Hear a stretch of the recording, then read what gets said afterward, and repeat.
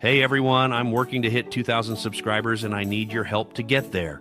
If you enjoy the content, please hit that subscribe button right now. 2 days. That's all it took.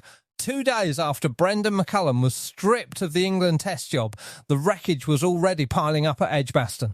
Picture it, a packed, roaring, partisan Birmingham crowd, Indian flags snapping in the breeze, and out in the middle, a team wearing the three lions getting taken apart, piece by piece, by 4 Indian superstars who decided, almost casually, that this was the day to remind everyone exactly why they're legends of the game. Virat Kohli, ageing but electric. Rohit Sharma, in maybe his last English summer. Jasprit, Bumrah, bowling like a man auditioning for a highlight reel that will still be watched in 20 years. And Shubman Gill, serene, ruthless, playing like he owns the postcode.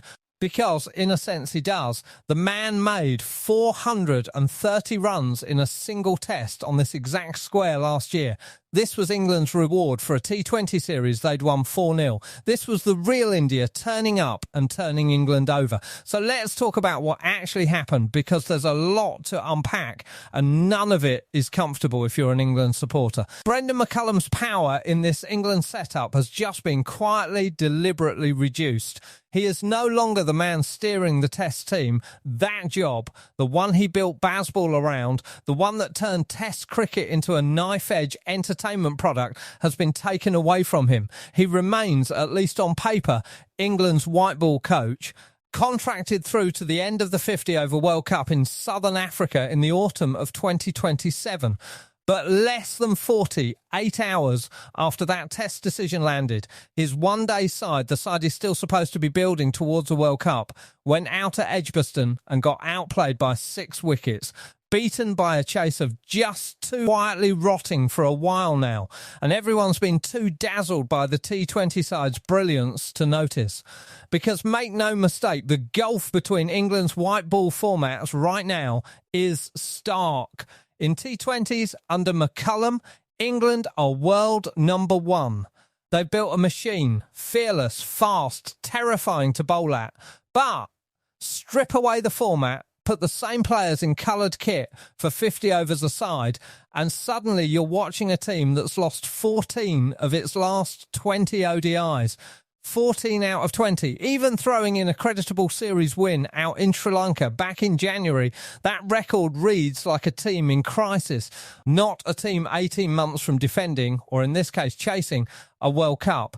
And now here's the twist that should really worry Rob Key and whoever's steering this ship. Automatic qualification for that World Cup isn't even guaranteed. England sit 8th in the world rankings.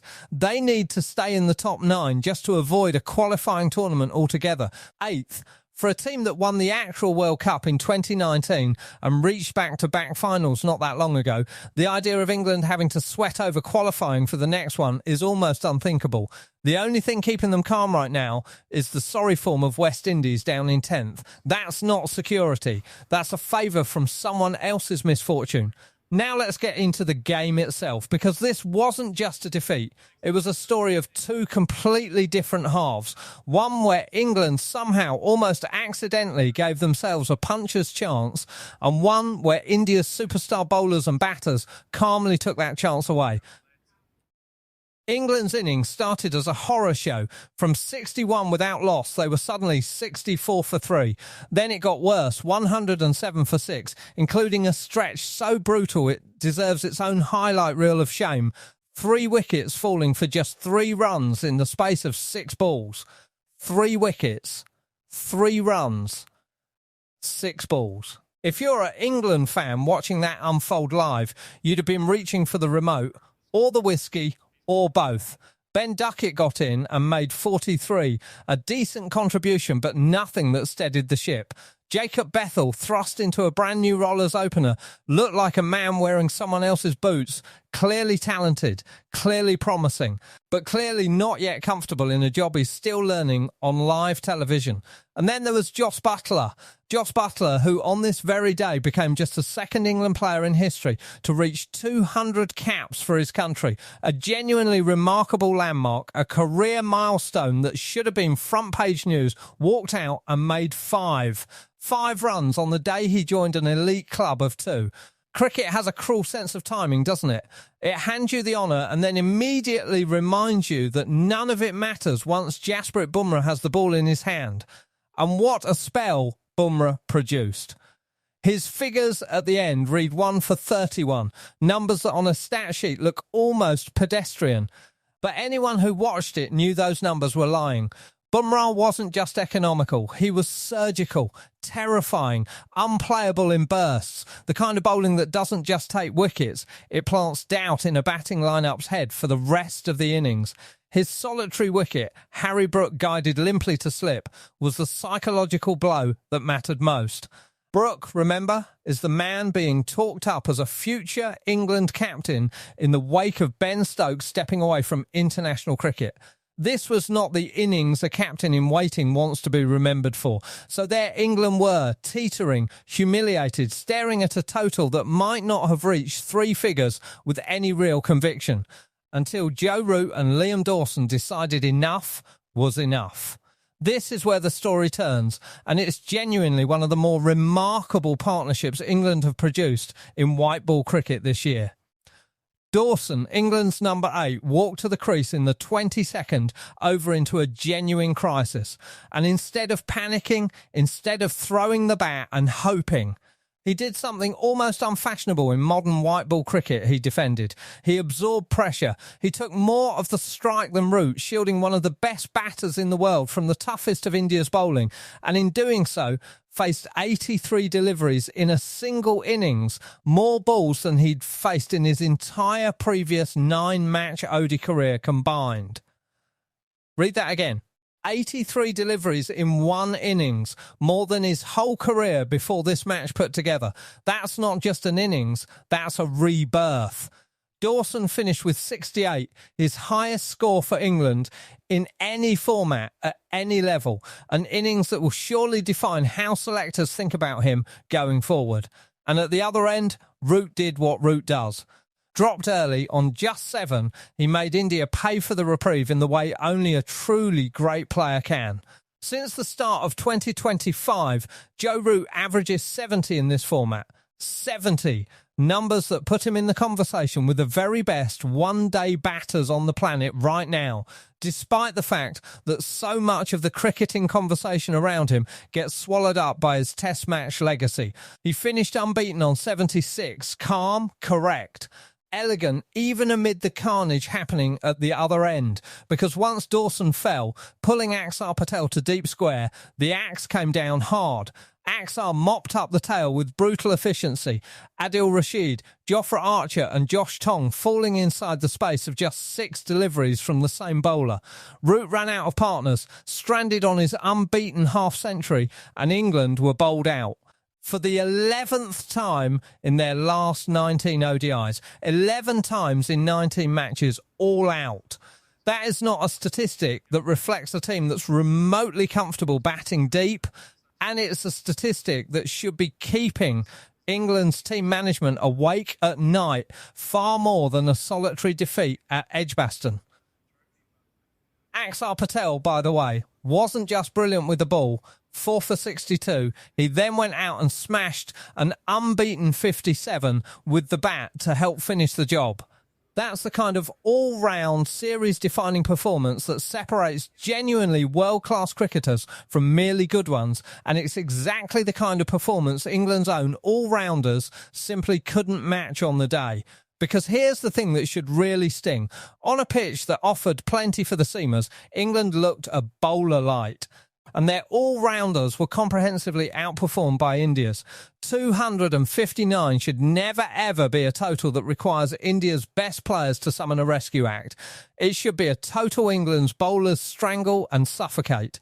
Instead, once Bumrah's opening burst had done its early damage, Rohit chipping Sam Curran to mid-on for 11. Kohli LBW to Jofra Archer for a scratchy 5 in the very next over. The door was wide open for Gill and Shreyas Iyer to walk through it together. And walk through it they did, constructing a stand of 101, with Gill playing some genuinely gorgeous drives, looking every inch a captain who is settling into home comforts on a ground where he's already made history. Gill had just pulled Josh Tong away for 4, casual, imperious, business as usual, when cramp struck and he had to leave the field. For a moment, England had a sliver of hope. Not just Gill's exit, but Iyer following him soon after, run out by a brilliant direct hit from Harry Brook, and then KL Rahul chopping on off Tong. Suddenly, India were 99 runs adrift of their target with 4 wickets down and their captain off the field nursing what looked, in the moment, like something far more serious than cramp. This was England's chance. This was the window. And England could not prise it open any further because Axar, Patel and Washington Sundar simply refused to blink. Axar played the aggressor, taking the game away with intent, while Sundar anchored things at the other end with an unbeaten 52 of calm and spectacular authority. Together, they eased India home with time and wickets to spare, and by the finish, it wasn't tense, it wasn't nervy. It was a stroll, a comfortable evening jog to victory in front of a crowd that had turned Edgbaston into something closer to a home fixture for India than for England. And Shubman Gill? He later clarified the injury scare was nothing more than cramp, and he expects to be fully fit for Thursday's second match of the series down in Cardiff, which, if you're England, might be the most alarming sentence in this entire story. Because if this was India, playing with the handbrake on, missing their captain for a chunk of the run chase, and still winning by 6 wickets with time to spare, what exactly happens when Gill is at full fitness for the rest of the series? So where does this leave Brendon McCullum? And where does this leave England's white ball project as a whole? McCullum's test reign is over. His powers reduced. His legacy already being picked apart by pundits and journalists, dissecting exactly what Bazball achieved and exactly where it fell short. But his white ball job, in theory, continues all the way through to that World Cup in Southern Africa in the autumn of 2027. The T20 crown is real and it's deserved. World number 1 is world number 1. No asterisks required. But this ODI side, this 50-over team that's supposed to be building serious momentum towards a World Cup defence, is a team that loses far more often than it wins, a team that's been bowled out 11 times in 19 matches, a team that needed a career-best innings from a number 8 batter just to post a total that got chased down with overs to spare anyway. This was McCullum's first taste of life in his newly diminished role, and it was a taste of exactly the scale of the job still in front of him. 19 months out from a World Cup, England don't look like contenders. They look like a team that spent so long chasing white ball perfection in one format that they've allowed the other to drift dangerously off course. And with India's superstars, Kohli, Rohit, Bumrah, all of them likely playing out their final English summers, reminding everyone exactly what real quality looks like under pressure. The gap between England's brilliance and England's fragility has never been more exposed. So here's what we want to know from you. Was benching McCullum from the test job the right call, only for his white ball side to immediately look this vulnerable? Is Jacob Bethel being rushed into the opener's role before he's ready, or does he just need time? And after that Dawson and Root partnership, should Liam Dawson now be nailed on for the rest of this series, spinners in the she or not? Drop your thoughts down in the comments because we want to hear exactly where you stand on this one.